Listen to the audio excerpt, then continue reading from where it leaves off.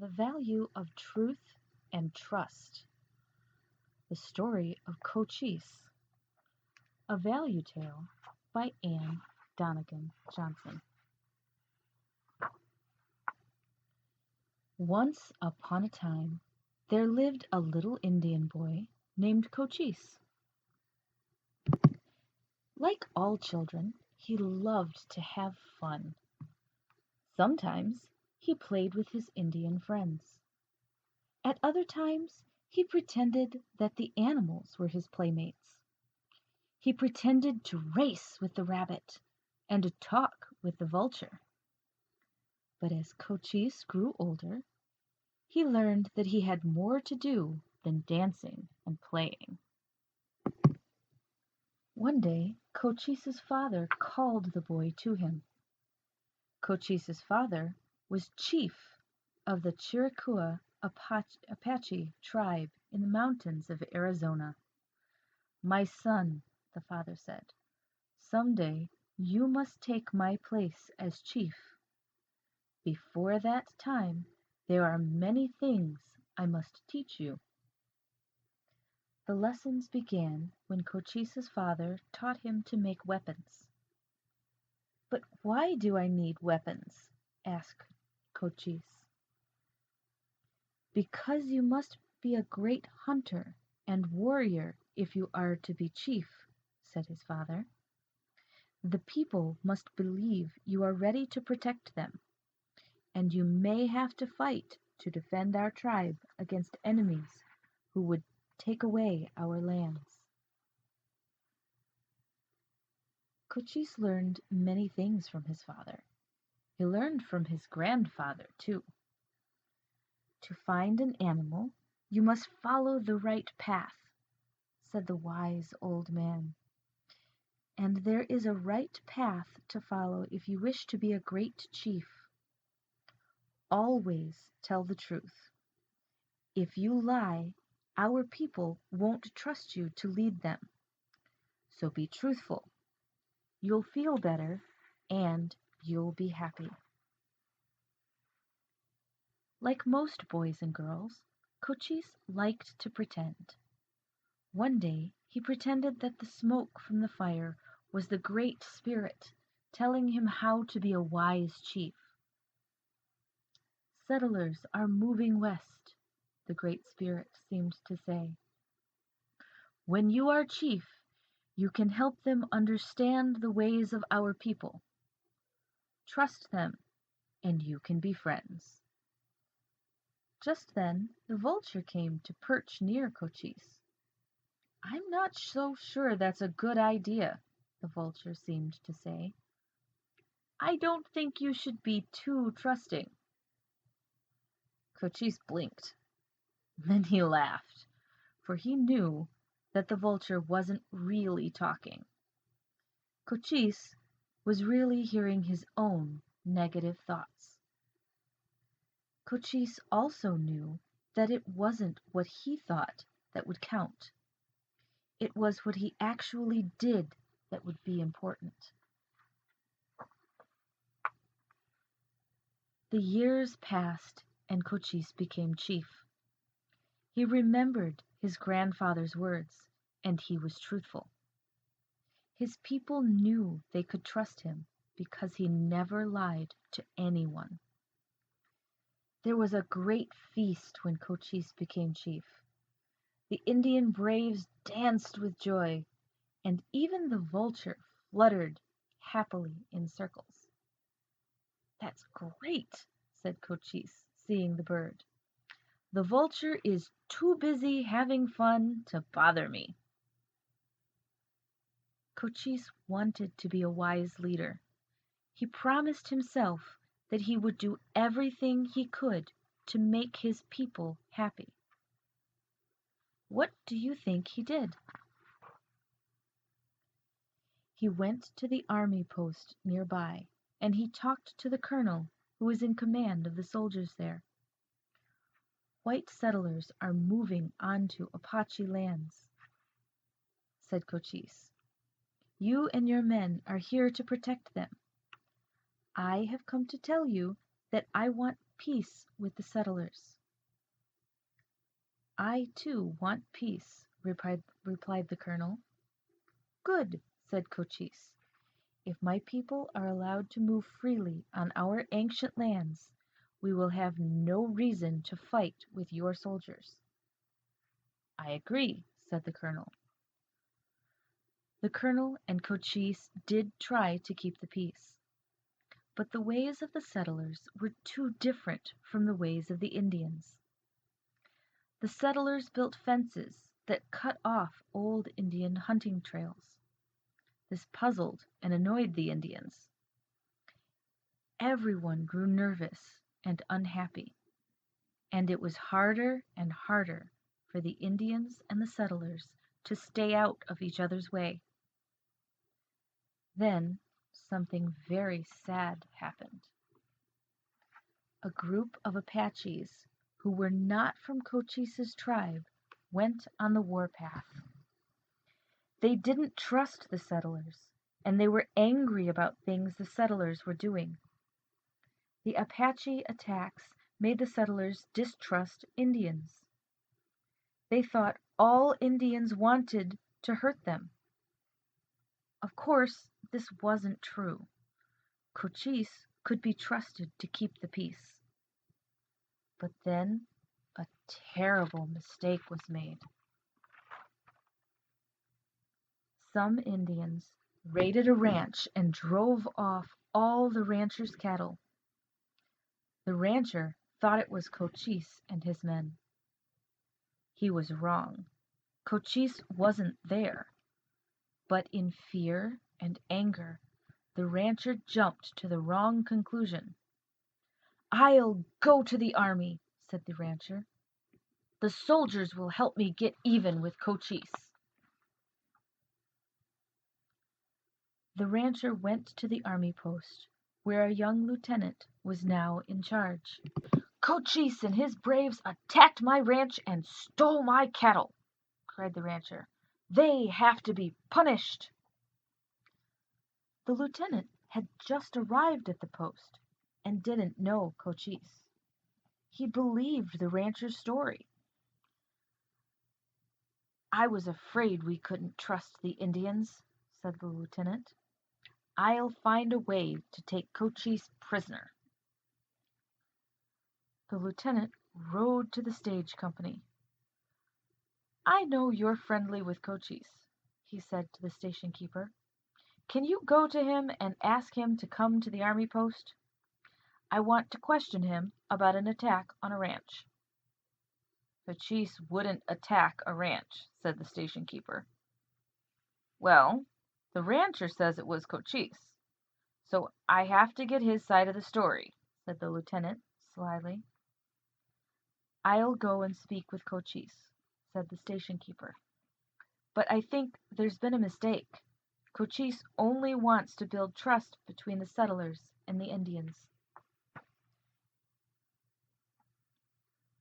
Cochise was very upset when he learned why the lieutenant wanted to see him.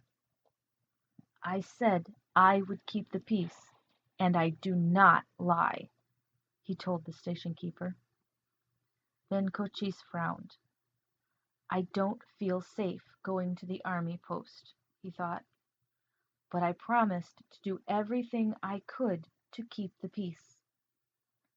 I must go and prove it was not my warriors who attacked the ranch." "Be careful, Cochise," whispered the suspicious vulture. "The lieutenant may be lying to you." But Cochise wouldn't listen to the vulture.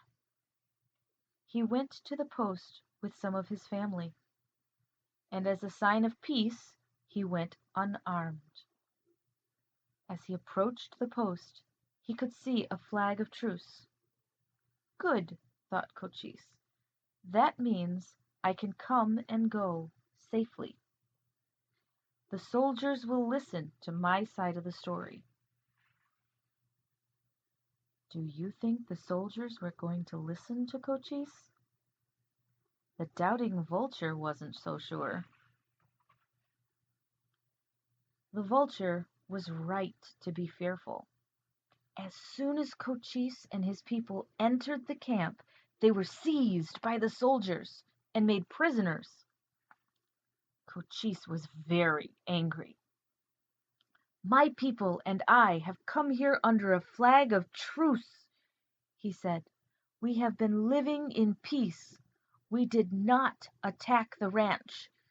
You have broken your word, but I have kept mine." "I don't believe you," sneered the lieutenant. "You're lying." "Cochise, try to escape!" cried the vulture. Cochise was strong and clever. He did manage to get away from the soldiers, and he raced from the post with bullets flying everywhere.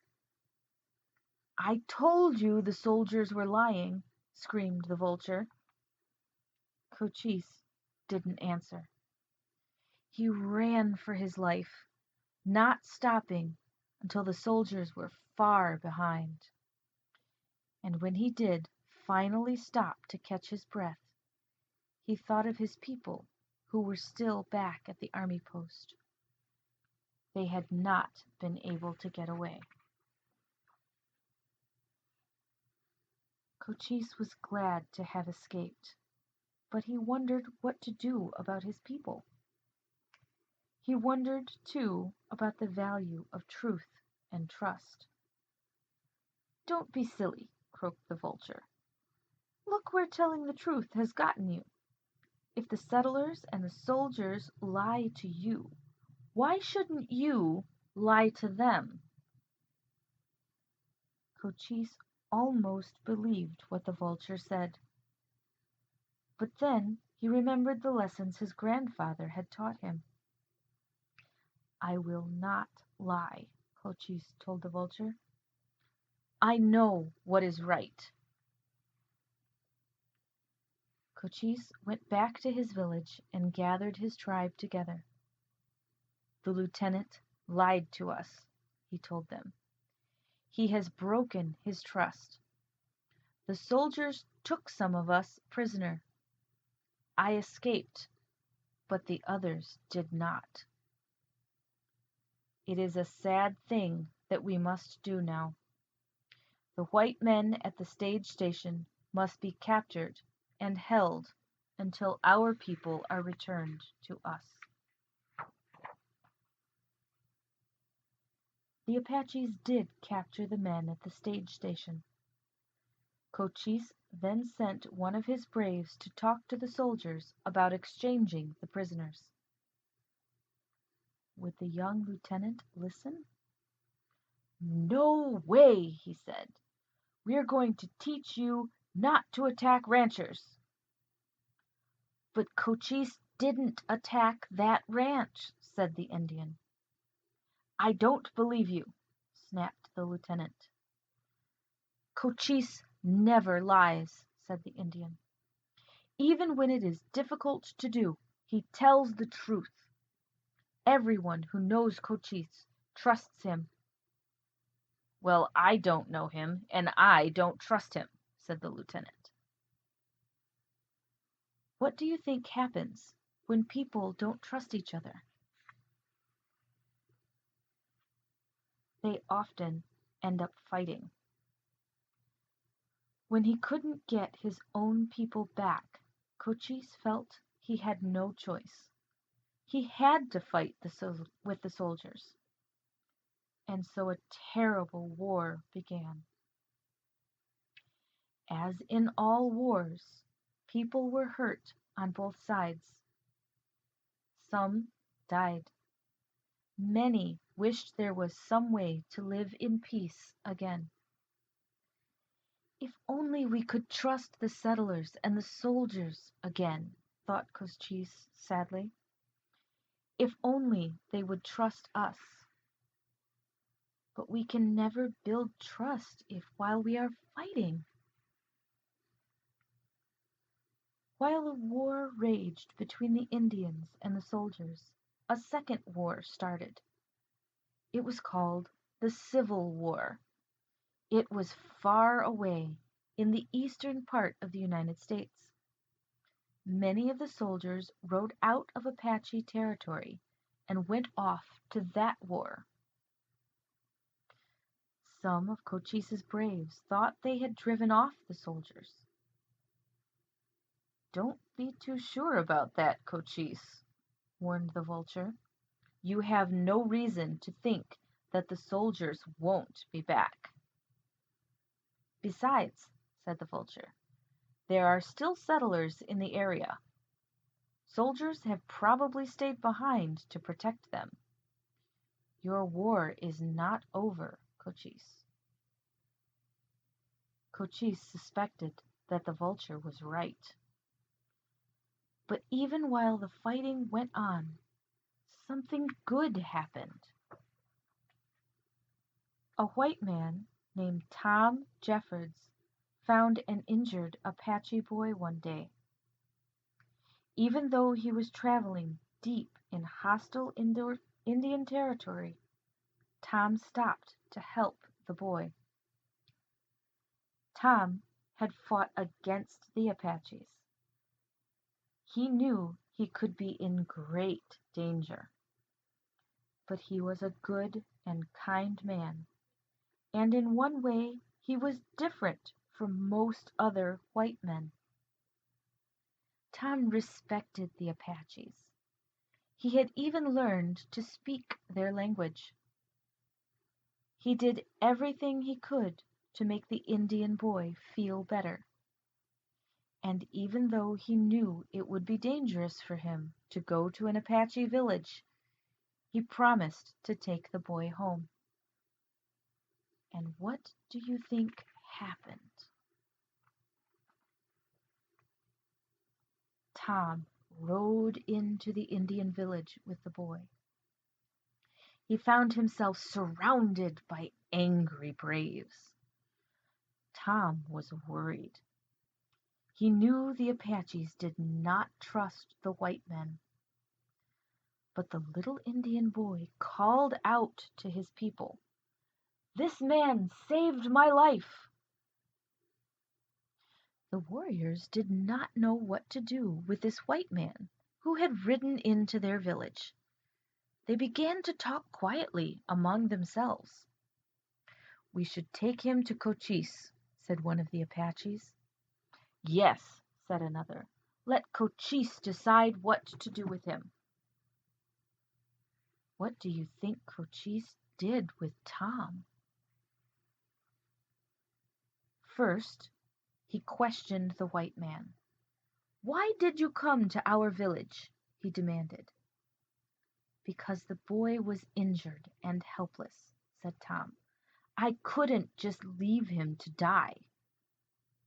Cochise was surprised. "You risk your life to save an Indian boy," he said. "Surely you have not fought against us." "But I have," admitted Tom. Cochise stared at Tom. "You are here in our camp, surrounded by warriors, and yet you admit that you have fought against us," he said. Then Cochise turned to his braves. "This white man does not lie," he told them. "I feel we can trust him." Why do you think Cochise trusted Tom so quickly? Because Cochise saw that Tom told the truth, even when it might have been safer for him to lie. Cochise so respected Tom for his bravery and truthfulness that the two men became close friends. Each one trusted the other completely. They even became blood brothers. "Cochise," asked the vulture, "are you sure you can trust this white man?" "Yes," said Cochise firmly. But even though Tom and Cochise were friends, most of the Indians still distrusted white men. And when the Civil War was over, great numbers of soldiers returned to the Indians' land. "I told you they'd be back," the vulture squawked to Cochise. "Now what are you going to do?" "I am afraid I will have to fight some more," said Cochise sadly. Once again he put on his war paint.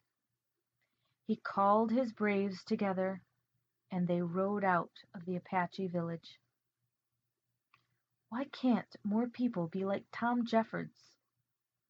thought Cochise. "If they were, I could live in peace with them." Now the battles between the soldiers and the Indians were worse than ever.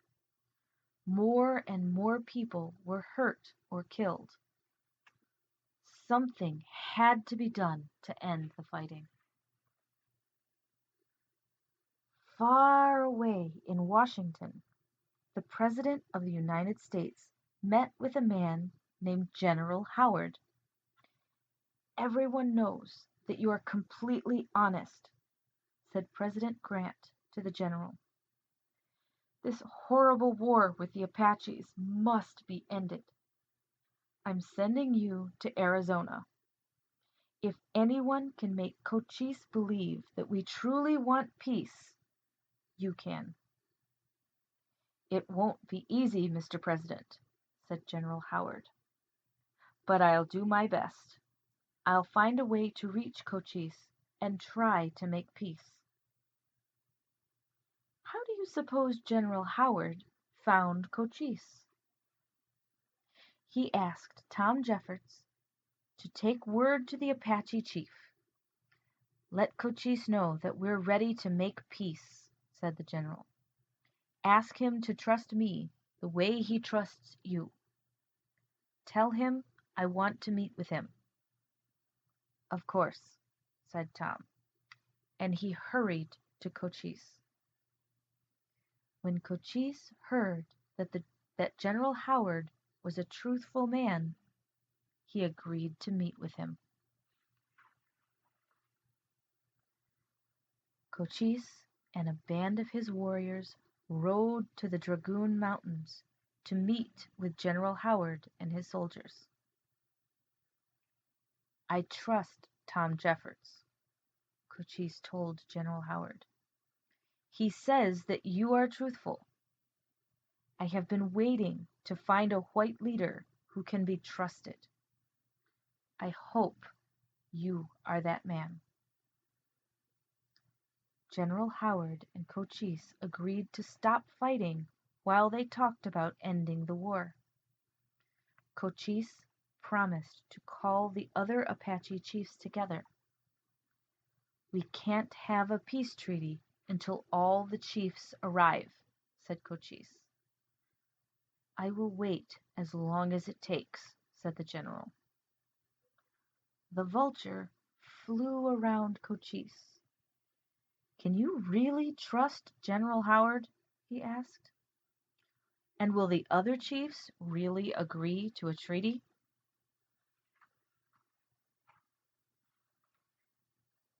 "We will see," said Cochise, and when the other chiefs arrived, he spoke up firmly. "I trust the general," he said. "I really believe the president wants peace. Once we agree to a treaty, we must keep our word. I am sure General Howard will see that the white people keep their word." A few of the chiefs had fought too long. They had suffered too much and had heard too many lies.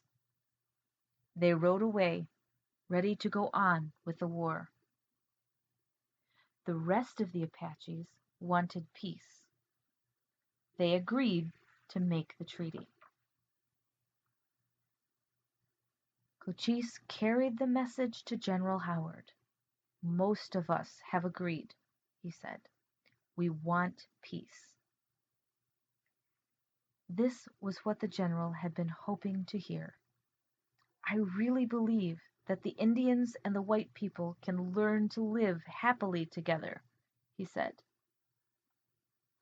Perhaps he is telling the truth, thought the doubting vulture. I'll wait and see. But it looked like there would be peace at last.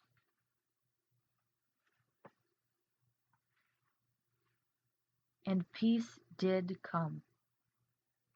At first, the Apaches were offered a reservation far away from their homeland. This will not do, said Cochise. General Howard then promised that the tribe would be free to live in peace on their ancient lands.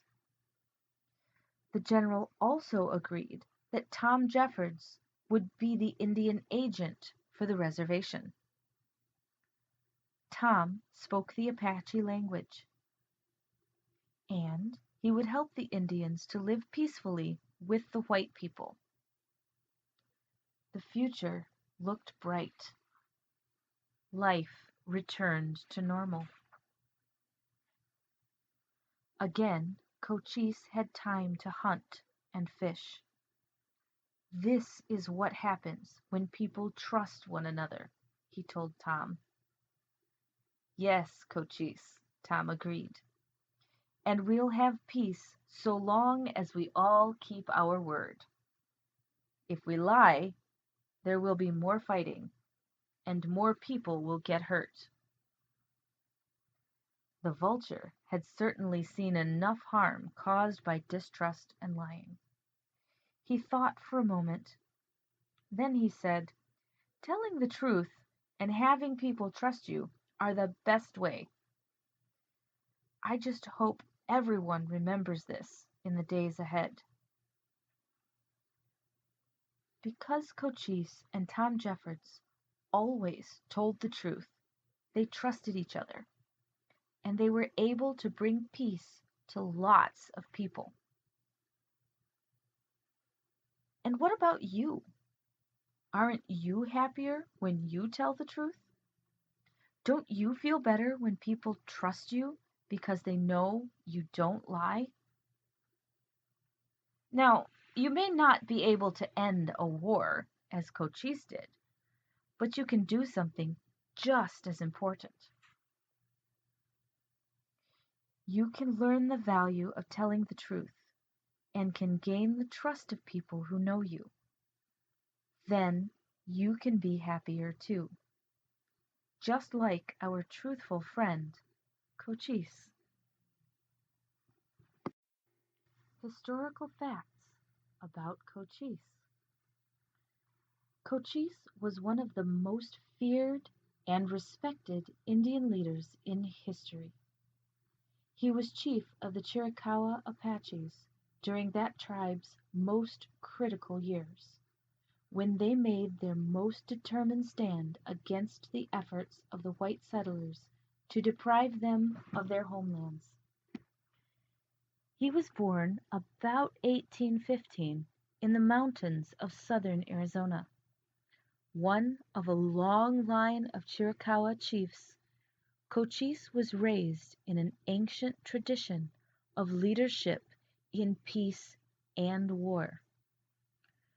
When the settlers moved westward in the 19th century, the Apache tribes had already been fighting the Mexicans, and before them the Spanish, for some 300 years. Cochise was trained from childhood to be able to defend his people against their enemies. Under Cochise, the Chiricahua initially got along with the settlers. In fact, when Cochise was asked to permit the overland stage to pass through his territory unmolested, he promised to keep the peace. Because honor was a central concept of Apache beliefs, Cochise felt it was as important to be true to his word in peace as it was to be brave in war. But although he maintained the peace from 1857 to 1861, the settlers shattered his trust and forced Cochise to show his other warlike side. The war began as a result of a misunderstanding, hatred, ignorance, and deception. A white rancher falsely accused Cochise of attacking his ranch. An immature and uninformed U.S. Army second lieutenant believed the rancher, and under a flag of truce lured Cochise and his family into a trap. Only Cochise was able to escape. Cochise took hostages of his own and tried to bargain for the release of his family. But the inexperienced and bigoted officer refused to bargain with a savage. Cochise saw he couldn't trust the whites and fought a guerrilla war for more than a decade. But Cochise did eventually regain his trust of white settlers through his relationship with Thomas Jeffords. Jeffords had fought the Apaches, but respected them and had even learned their language. After going to Cochise's camp unarmed, Jeffords made a personal peace with the Apache chief, who called him brother out of regard for his Apache-like bravery and honesty. It was Jeffords who helped arrange the peace treaty that ended the war. President Grant sent General Oliver O. Howard to find Cochise and make peace. Howard, a noted humanitarian, went unarmed with Jeffords into Cochise's mountain stronghold. A peace was worked out under which the Chiricahua would have a reservation in their homeland on the Mexican border, with Jeffords as Indian agent. The peace held from October 12, 1872, until after Cochise's death on June 8, 1874. Cochise made peace because he trusted Tom Jeffords and General Howard, but he was right in not trusting most of the white people he encountered. And yet, just before he died, Cochise affirmed his faith in the value of trust and keeping one's word, even to an untrustworthy enemy. He predicted that the settlers would break the truce, but he told his sons that they should nevertheless maintain the peace as the one last and best way for the Chiricahua to prove that they were different, better, and more honorable people than the settlers who had lied to them and tried to destroy them.